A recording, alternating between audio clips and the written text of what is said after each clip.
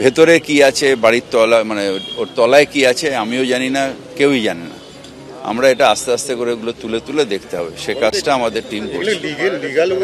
না, এটা লিগাল বাড়ি না, ইললিগাল বাড়ি হচ্ছিল, এবং সেই অনুযায়ী আইন অনুযায়ী যা যা ব্যবস্থা নেওয়া সেটা আমরা নেব। এটা বামফ্রন্ট আমল থেকে, এখন খুব একটা হয় না, কিন্তু বামফ্রন্ট আমল থেকে এটা এখানকার বা আরও কিছু অঞ্চল আছে যেখানে এটা একটা রীতি হয়ে দাঁড়িয়েছে। এখন আমরা ঠিকা টেনেন্সিকে অনেকটা হালকা করেছি। বিএলআরওতে আগে যেতে যেতে পায়ের চটি ক্ষয়ে যেত, তারা পারমিশন পেত না, সেই জন্য ইলিগাল করতো, আমি শুনেছি এসে। সেই জন্য বিএলআরও অফিসটাকেও নিয়ে গেছি কর্পোরেশনে, মানে অ্যাডেড এরিয়ার বিএলআর অফিসটাকে, ঠিকা টেনেন্সিটাকে একেবারে ইজি করে দিয়েছে। যাদের টাকা নেই তাদের মুখ্যমন্ত্রী ঘোষণা করেছেন বাংলার বাড়ি, সেটাও করছি। যেরকম চেতলায় টেতলায় সব G+3 গরিব মানুষের জন্য বাড়ি হচ্ছে, যেটা বাংলার বাড়ি বলছি। আমরা সব রকম চেষ্টা করি, তারপরে যদি কোন গলিতে কে ইলিগাল করছে এটা আমাদের পক্ষে জানাটা খুব মুশকিল। খোঁজ নিলে দেখা যাবে মেয়র সাহেবের তো ঘরে টাকা এসেছে, হয়তো সেই জন্য উনি ছাপাই গেছেন। সকাল থেকে অন্তত 6টা বাড়ি আমরা দেখেছি, বাড়িগুলো পরস্পরের গায়ে হেলে আছে। সেকেন্ড টার্মে তিনি মেয়র, এখনো তাকে খুঁজতে হচ্ছে বেআইনি বাড়ির তালিকাগুলো। আমাদের তাহলে লজ্জা, আমরা কাকে মেয়র করেছি? তাহলে যে মেয়রের পদে স্বনামধন্য ব্যক্তিরা বসতেন, আজকে সেই মেয়র সিটে দাঁড়িয়ে যদি বলে এখন তালিকা তৈরি হবে বলে, তাহলে আমাদের জন্য দুর্ভাগ্য। যে এতদিন কি হচ্ছে, হঠাৎ করে একটা 5তলা বাড়ি গজিয়ে গেল না, মাটির তলা থেকে ছিল পরে তুলে দিল, এটা তো নয়। কিন্তু যখন হচ্ছে তখন কি করছে, এখানকার কাউন্সিলর কি করছে, শুধু এখানকার নয় বা এই এলাকায় নয়, সমগ্র কলকাতার কথা বলছি, আমার ভাঙড় বিধানসভার কথা বলছি। ওয়েটল্যান্ড গুলোকে, জলাশয়গুলোকে, পুকুরগুলোকে যেভাবে বুঝিয়ে এই ধরনের করছে, একটা বাস্তুতন্ত্র তো যেমন ধ্বংস করছে, সাথে সাথে এর ক্ষতিগ্রস্ত সাফারার কারা হচ্ছে সাধারণ খেটে খাওয়া মানুষ। আজকে গিয়েছিলাম, একটা 8 বছরের শিশু আছে, একটা 10 বছরের বাচ্চা আছে। মানসিক ভাবে তাকে আমি দেখছি, সত্যি বলছি, সে তো চোট যা পেয়েছে, তার থেকে বড় কথা সে একটা ট্রমার মধ্যে চলে গিয়েছে। আর 60 বছরের বৃদ্ধাও আছে। এর দায়ভার কে নেবে? এক পরিবারে নাকি শুনলাম 3 জন মারা গিয়েছে। দায়ভার শুধুমাত্র ক্ষতিপূরণ দিলে কি সমস্যার সমাধান হবে? আমি এখানে রাজনীতি করতে আসিনি, কিন্তু অনুরোধ করব যারা কেএমসি যাদের দ্বারা পরিচালিত হচ্ছে, যে সমস্ত অবৈধ নির্মাণগুলো আছে সেইগুলোর বিরুদ্ধে অ্যাকশন নেওয়া হোক, এবং আগামী দিনে অবৈধভাবে একটা ইট না কেউ গাঁথে, তার জন্য দৃঢ় প্রতিজ্ঞা নিক। যদি না পারে মেয়র সাহেব দায়িত্ব ছেড়ে দিক অন্যদের, অন্যরা দেখে নেবে। আপনি বিধানসভায় বারংবার এই অভিযোগ জানিয়েছিলেন যে জলাভূমি ভরাট করা হচ্ছে, তাহলে কি কোথাও গিয়ে এই অভিযোগ বা সত্যতার প্রমাণ হলো? আমি ভুল তথ্য দিলে আমাকে ছাড়ে দেবেন, আপনারা ভালো করেই জানেন। আমি যে কটা তথ্য বিধানসভায় দিয়েছি, শুধুমাত্র বিধানসভা নয়, কনসার্ন ডিপার্টমেন্টের মিনিস্টারকে বলেছি, সাথে সাথে কলকাতা পুলিশের সিপিকে আমি নিজে চিঠি লিখে জানিয়েছি, লোকাল থানায় জানিয়েছি, বিধানসভায় মেনশন করেছি, বিধানসভায় কোশ্চেন অ্যান্সার পর্বে এখন উল্লেখ করেছি। কিন্তু দুঃখের বিষয়, আমরা বিরোধী, শুধু আমাদের শোনাই হচ্ছে। আমাদের কথাই যদি আজকে তারা শুনতো, বাস্তবে যদি পরিণত করার চেষ্টা করতো, তাহলে এই দিন দেখতে হতো না। প্রমোটারের বিরুদ্ধে, কে প্রমোটার আমি জানি না, কিন্তু পুলিশ খোঁজ নেবে, এবং তাদের নাম, তারা সব লোকাল, ওইখানেই থাকেন, টালির ঘরেই থাকেন।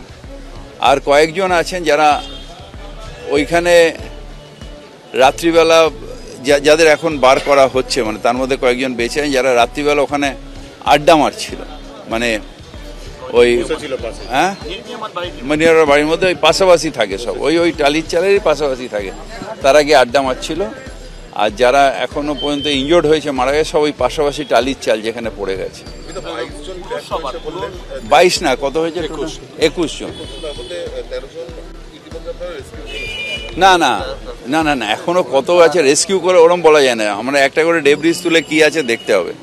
আমি এক্ষুনি বলি, সবাই তার মধ্যে 10-12 জন যারা আছেন রেস্কিউড হয়ে গেছে। না, এখন ম্যাক্সিমাম আছে কিনা জানি না। তো একটা ডেব্রিজ, অত বড় একটা বাড়ি ভেঙে পড়েছে, তার তলায় 21 জন। না না না না, এখনো পর্যন্ত 21 জনকে উদ্ধার করা হয়েছে, 13 জনকে উদ্ধার করা হয়েছে। শোনেন, আমি আবার ক্লিয়ার করি, 13 জনকে উদ্ধার করা হয়েছে, তার মধ্যে 7 জন এখানে আছে, একজন SSKM-এ আছে, বাদবাকি যারা আছে তাদের ফার্স্ট এড দিয়ে ছেড়ে দেওয়া হয়েছে SSKM থেকে, আর 2 জন মারা গেছে যারা এখানেই আছে। দেখুন প্রশাসনের কাজ হচ্ছে পুলিশকে যে ইনফর্ম করবে, এটা সর্বপ্রথম দায়ী থাকবে কাউন্সিলর, মেয়র, কেএমসি। কারণ পুলিশ বৈধ কি অবৈধ তখনই দেখতে যাবে যখন কেএমসি পুলিশকে বলবে যে ওখানে বৈধ কি অবৈধটা দেখে আসো, তখন এসে কাগজ চাইতে আসবে। তারা কিন্তু পুলিশের সেই অর্থে রাইট থাকে না। সব জায়গায় পুলিশকে ঠেলে দিয়ে, পুলিশের ঘাড়ে দোষ চাপিয়ে দিয়ে কেএমসির যিনি মেয়র আছেন, লোকাল কাউন্সিলর যদি বেঁচে যেতে চায়, সেটাও আমরা মানবো না। কারণ পুলিশের সেই অর্থে রাইট থাকে না তোমার বাড়িটা লিগাল কি ইলিগাল জানার। যখন কোনো অবজেকশন আসবে পুলিশের কাছে তখন যাবে। পুলিশের এবার অবজেকশন দেওয়ার পরে পুলিশের পক্ষ থেকে যদি না হয় তাহলে তারও ধিক্কার জানাচ্ছি, তাকেও আগামী দিনে জবাব দিতে হয় পুলিশের যিনি দায়িত্বশীল আছেন। একটার পর একটা বাড়ি না, এটা একটা হয়েছে নিশ্চিতভাবে পৌরসভায়, যেটা আমরা অফিসিয়ালি অ্যাকশন নেব এবং আইন অনুযায়ী যা যা ব্যবস্থা করা সেগুলো আমরা করব। না না না না না, কাউন্সিলর কোন বাড়িটা প্ল্যানে হচ্ছে কোন বাড়িটা আনপ্ল্যানে হচ্ছে এটা কাউন্সিলরের দেখার কাজ না, এটা আধিকারিকদের দেখার কাজ। সেটার অভাব ছিল, সেটা নিশ্চিতভাবে অভাব ছিল, নাহলে একটা হচ্ছে কি করে, তার নোটিশ হলো না কেন, থানায় ডায়েরি হলো না কেন। সুতরাং এটা আমরা দেখব, কিন্তু এখন আমাদের হচ্ছে যে মানুষকে যতটা সম্ভব যারা রয়েছে তাদের বাঁচানো এবং তাদের উদ্ধার করা এবং তাদের সুস্থতা করে সুস্থ করে দেওয়া। আমি বলছি আজ এটা তালিকাটা তৈরি হচ্ছে, কিন্তু সেগুলোকে ভাঙতে বা সেইগুলোকে বন্ধ করতে পারবে তো নেতা ঘনিষ্ঠ। কারো না কারো চ্যালেঞ্জ আছে সেই কালীঘাট পর্যন্ত। কেউ ভাইপোতে, কেউ পিসিকে ধরে রেখেছে। অবৈধ লেনদেনের ফলে এই বাড়িগুলো বানাচ্ছে আর ক্ষতি করতে সাধারণ মানুষের হচ্ছে। আজকে আশপাশে যারা আছে ওখানকার মানুষের সাথে কথা বললাম, তারা কি বলছে যে ওদেরকে নাকি আবার উঠে যেতে বলেছে। কারণ কি, এখানে যারা ক্ষতি মারা গিয়েছেন দেখুন, যারা হসপিটালে ভর্তি আছে দেখুন, পাশে পাশে তারা সব ম্যাক্সিমাম ছিল আর কয়েকজনের ভিতরে ছিল। ক্ষতিগ্রস্ত কারা হচ্ছে, লিস্ট তৈরি করতে চাইছে, কিন্তু লিস্টের বাস্তবায়ন কতটা হবে? কারণ হচ্ছে আমরা অনেকদিন ধরেই দেখছি কথা বলছে, অনেক হমরি চমরি করছে, কিন্তু বাস্তবে রূপটা কি হচ্ছে? দিনের শেষে টাকা খেয়ে বসে যাচ্ছে। দেখুন যেভাবে মিডিয়ার কন্ট্রোল করা হচ্ছে আমি কোনোভাবেই মেনে নিতে পারি না। মিডিয়া স্বাধীনতার নিয়ে আমি বারবার প্রশ্ন করেছি, এক্ষেত্রে এসেও দেখলাম মিডিয়াকে অন দ্য স্পট যেতে দিচ্ছে না। নির্দিষ্ট একটা জায়গার পরে মিডিয়াকে যেতে দেওয়া দরকার। যেখানে উদ্ধার কাজ চলছে সেখানে স্বাভাবিকভাবে মিডিয়াটা যাবেও না, তারাও চাইছে দ্রুত উদ্ধার হোক, কিন্তু কেন আটকাচ্ছে? হয়তো আমরা গেলে যতটা না জানতে পারবো, মিডিয়া গেলে তার থেকে বেশি ফ্ল্যাশ আউট হবে। সরকারের, প্রশাসনের, কেএমসির, কাউন্সিলরের মুখ পুড়তে পারে, সেই জন্যই হয়তো এগুলো হচ্ছে।